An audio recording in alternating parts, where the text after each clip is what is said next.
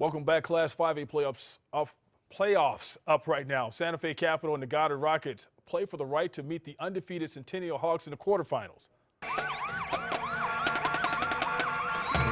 Here comes the Rockets, and Rockets with the ball.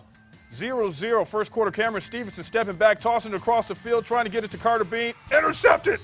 Jaguars, Mark Segura in the end zone.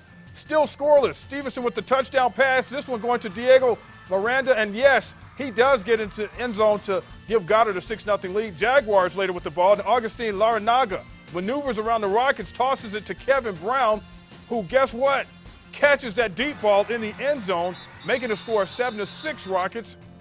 Jaguars punting the ball now. Diego Miranda grabs it, and he's trying to make his way through the Jaguars defense, but fumbles it. It's recovered by Capital. Segura, who was all over the field tonight.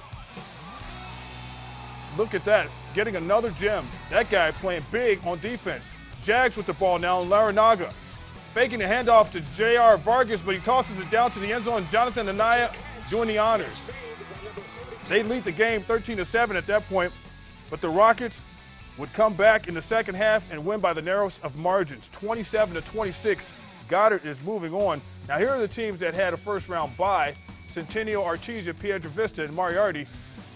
They'll jump out in the quarterfinals next week. Time for the game of the week, and that means Jared Chester is in the house with all that went down. Jared. Thanks, Vandy. Yep, we will switch it up this week as we will have our first Class 5A game of the week. The 9-1 St. Pius Sartans hosted the Red Hot Los Lunas Tigers, who have won 5 of their last 6 games. With that said, let's get to the coaches' keys to the game.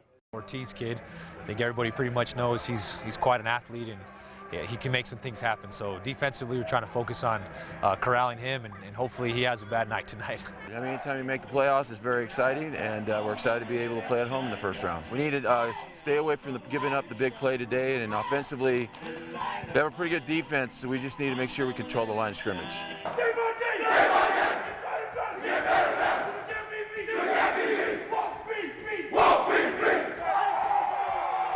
The Sartans coming out pumped, and I mean pumped, on the opening kickoff. Los Lunas would fumble the reception, and St. Pius would pounce on the loose ball. Fans on their feet, but not for long as the Tigers forced a 4th down, and this happened. A close call in the end zone. Another look, 4th and 1, and Dylan DiLorenzo may have gotten the foot in, but the Zebras didn't think so. But while Pius fans were bummed, later in the first, Ortiz would make everything all right again. On the move, Drew hits DiLorenzo on the stride, money, and he takes it in for the 30-yard touch, making it 7-0 after the PAT. Sartan fans loving their early lead, as that's the way it would be at the end of the first quarter. But to the second, ladies and gentlemen, I give you Omari Samuels. Look at this kid move, looking like a pro-style back as he plows up the middle for the 11-yard touchdown. They would miss the point after, making it 7-6 at the midway point. And I don't know what Coach Mendoza said at the half, but it must have lit a fire under these kids as you see Brendan Gallegos making moves down the sideline, getting into the point box, 28 yards on the play, putting Pius up 14-6 after the PAT. The Sartans stayed tough on D, and in their following drive, Ortiz would take to the air this time. Let one go, and finding Gallegos deep down the field. That would then lead to a 2-yard punch-in from DiLorenzo. The St. Pius opens the playoffs with a victory, 35-19, the final. I thought our defense held them when they had to. They had a couple drives there that we held them once they got inside the 25, 20-yard line, and we're excited. Sartans now move on to take on the 2 seed in the Artesia Bulldogs. Tough matchup, but as we know, anything can happen in the playoffs. Van, back to you. Yeah, we call that place Titletown.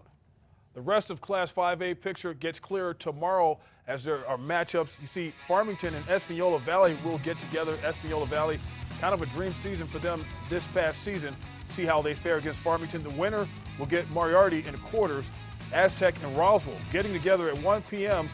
in the UFO City, Piedra Vista, waiting on the winner.